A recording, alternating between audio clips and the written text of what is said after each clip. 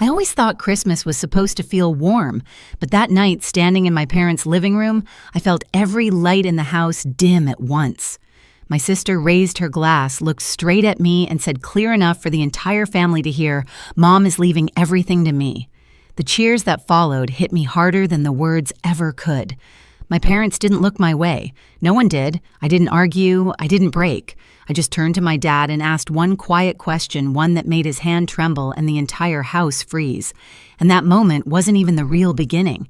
If you had asked anyone what my family was like when I was growing up, they would have told you we were close. That was the word people used when they saw us at church events, school plays, or neighborhood gatherings. My mother beaming my sister, Avery, soaking up every compliment, my dad keeping the peace with quiet nods, and me, somewhere on the side holding the coat pile or carrying the leftovers. From the outside, we looked perfectly balanced. But families can look balanced even when the weight inside them is crushing one person more than everyone else. Avery was the sun in our household. Everything revolved around her, her school projects, her soccer tournaments, her important friendships, her bright future. My mother narrated like a script she'd memorized. She didn't do chores. She had potential. I did most of the cooking and cleaning because I was responsible. And the way my mother said responsible always sounded suspiciously like less. I learned to live in the background long before I understood what that meant. On holidays, the contrast sharpened. Avery's gifts were wrapped in thick ribbon with little cards written in my mother's neat cursive. Mine were practical things, the kind you couldn't complain about without sounding ungrateful. Socks planners, a scarf she bought 2 minutes before checkout. Every Christmas picture had Avery in the middle, framed like a centerpiece. I was somewhere beside her, half lit by the tree, half fading into the wall. My dad noticed things, the small imbalances, the bigger ones. He'd slip me the nicer slice of pie after everyone left the table or ask me how work was going when the rest of the family forgot I had a job at all. He wasn't loud, but he was present. And sometimes presence feels like the only raft in a storm. The older we got, the more obvious everything became. Avery moved through life like someone expecting applause. She'd walk into a room and assume it was waiting for her. My mother encouraged it with every nod, every smile that stretched too wide, every story she told about Avery's accomplishments, some exaggerated, some almost true, all of them polished. Meanwhile, I worked quietly, lived quietly, and showed up for everyone, especially my father. When he was hospitalized a few years ago, I stayed overnight in a stiff chair, listening to the rhythmic hum of the machines. Avery came once, left early, and posted a picture on social media about family time. I didn't resent her. I just adapted around her, like everyone else. But this Christmas felt different from the moment I stepped through the door. Maybe it was the way my mother looked at Avery, almost relieved. Maybe it was the forced cheer in her voice, or the way she glanced at me like checking whether I'd stay out of the way. Or maybe it was the quiet tension in my dad's eyes. Something waited. Something waiting. Christmas Eve always made me wonder whether love in our family was real or rehearsed. By the time the guests started arriving, the house felt too small for the number of voices bouncing off the walls. Coats piled onto the sofa, boots lined the hallway, and the smell of roasted dinner mixed with pine and cold air every time the door opened. I moved through the noise like someone threading between tides, steady, quiet, unnoticed. Avery, of course, didn't move at all. She floated. She stood near the fireplace in a deep green dress, gimme light catching in her hair, like she'd been staged for a catalog photo. Every new relative who walked in made a beeline toward her. "You look stunning, sweetheart. Your mother must be so proud. You've always had that star quality." I was close enough to hear every word, but far enough that no one thought to include me. I kept bringing out trays from the kitchen, crackers, cheese, refilled drinks, while Avery talked about her job, her plans, her busy life. My mother hovered beside her, nodding, adding little comments like punctuation marks. "That's why Avery will be managing things when we're older," she said, once loud enough for the whole living room to hear. "She just has the natural leadership." It was meant to sound casual. It wasn't. A few relatives glanced at me, quick, polite looks. People give the sibling who wasn't chosen. I felt the familiar pinch in my chest, but swallowed it down. I'd lived with those comments my whole life. They didn't crush me anymore. They just pressed a bruise that never fully healed. I slipped back into the kitchen, letting the laughter fade behind me. My dad was standing at the counter, pretending to adjust the temperature on the oven, even though it wasn't on. The moment he saw me, his shoulders softened. "You holding up?" he asked quietly. "I'm fine," I lied. He studied me for a moment, the kind of look that felt like he was choosing words he wasn't ready to say. Then he gave a small nod like he'd made some internal decision. "Stay close tonight," he murmured. "Just stay close." Before I could ask what he meant, someone called for him from the other room, breaking the moment. When I carried out the next tray, Avery was standing in the middle of the living room, telling a story about a major opportunity she was sure she'd get. My mother jumped in to add how Avery always lands on her feet, and how some people are just born meant to carry the family forward. The implication wasn't subtle. It never was. Dinner began conversation layered over conversation.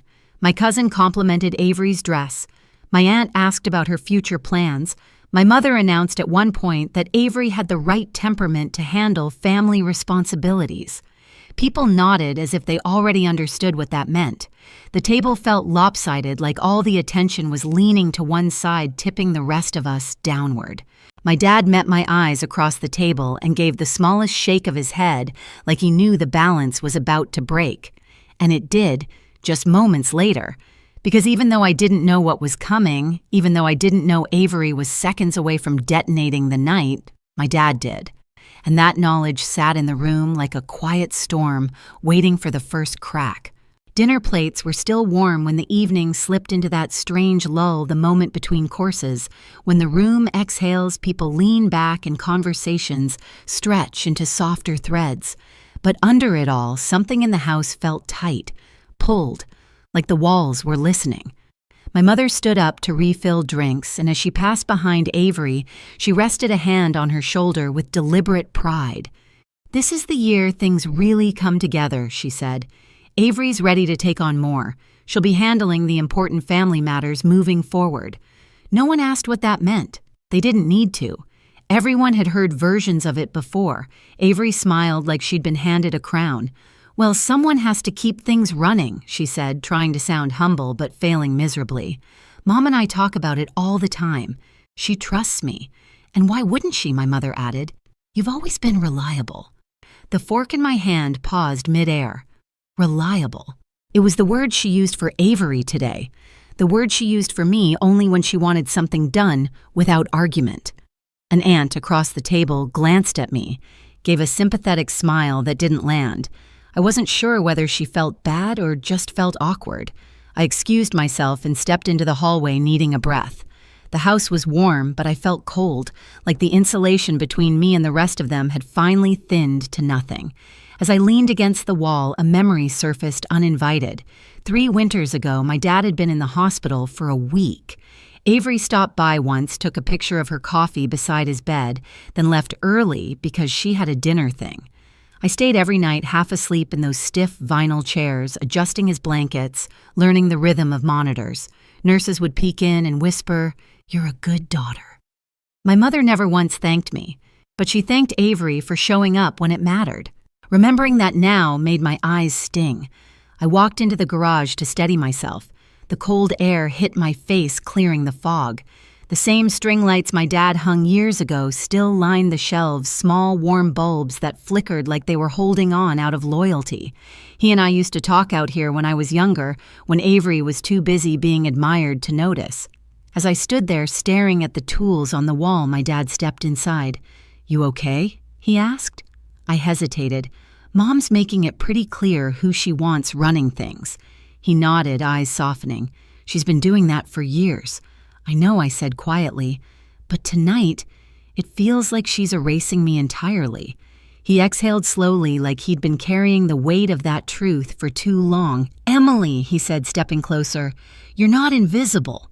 Not to everyone." His voice had a tremor, small but telling. I searched his face. Something was there, something heavy he hadn't said. "Dad, is there something I should know?" He didn't answer. Not directly, he just placed a hand on my shoulder, firm and grounding. "Just be steady tonight," he whispered. Some truths need the right moment to be spoken. Before I could ask anything else, someone called from the living room, and just like that, the moment broke. But my father's words didn't leave me. They settled in my chest like an ember, quiet waiting. And I didn't know it yet, but that ember was seconds away from catching fire. When we walked back into the living room, something in the air had shifted. The chatter was louder, looser, fueled by wine and the illusion of holiday peace. The fire crackled softly, throwing gold light across the room. Avery stood near the center, exactly where she always ended up, like gravity bent toward her. My mother hovered beside her, refilling her glass before she even asked. Someone clinked a spoon against a wine glass. "Speech," a cousin called out. "It's Christmas, Avery. Say something." Of course they wanted her to speak. Avery never missed a stage. She lifted her glass, smiling like a woman who knew she already had the room. "Well," she began, "this year has been special. And tonight is even more special." She paused just long enough for anticipation to thicken. "Because Mom and I have been talking." And she glanced at my mother with rehearsed affection. "Mom is leaving everything to me." The words fell like ornaments crashing to the floor. For a moment I thought I misheard. But then the room erupted applause, laughter. Cheers, people raising their glasses like a royal coronation had just taken place. The room cheered. My mother beamed with blatant pride, nodding as if she expected this reaction, as if it confirmed something she had believed her whole life. Avery shone under their attention. "We've discussed it for months." She continued, milking the admiration. "Mom wants to make sure things stay organized, and she knows I'm the one who can handle it." My stomach tightened, not just from the words, but from how easily they came, how confidently she claimed what had never even been offered to me. No one looked in my direction. No one asked if this hurt. No one asked if it was fair. My dad stood across the room, posture stiff, jaw set, eyes unmoving.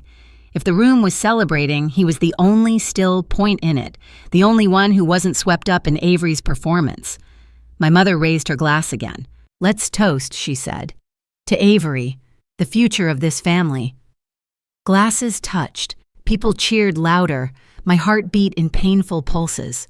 I didn't stand. I didn't lift my glass. My father noticed. Avery's voice floated above the noise. "Oh, come on, Emily," she said, laughing lightly.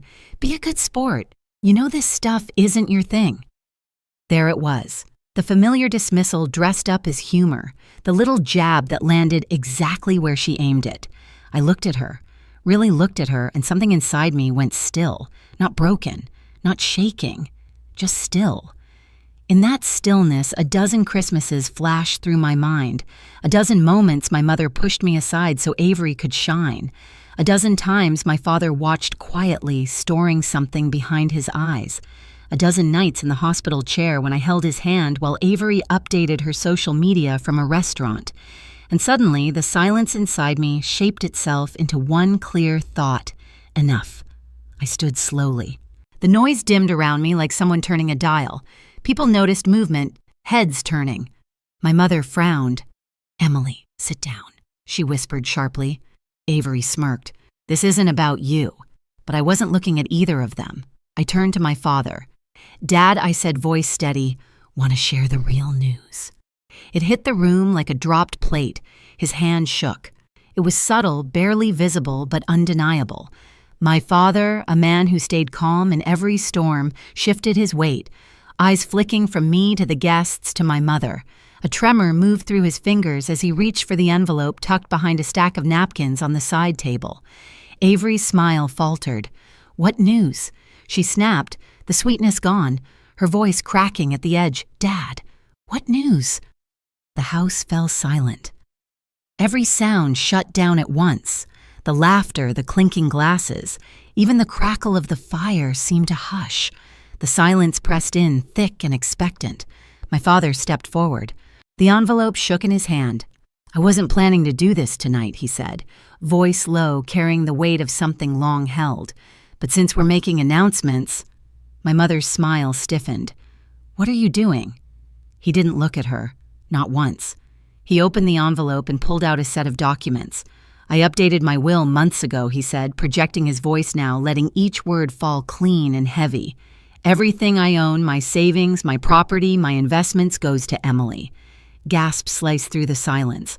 My mother's hand flew to her chest. What you can't we discussed? No, he said, finally turning to her. You discussed. You planned. You pushed. But you didn't ask me. And you didn't treat both our daughters fairly. Avery stepped forward, panic flooding her face. Dad, this is insane. Mom already said I don't care what your mother said. His voice cracked like a whip. She can leave you whatever she has. But my estate, everything I've worked for, goes to the child who stood by me, the child who showed up, the child who cared. His gaze landed on me. Avery's face twisted. You're punishing me because I have a life, because I don't babysit everyone's feelings. No, he said quietly. Because you only show up when it benefits you. My mother grabbed his arm. You're making a scene.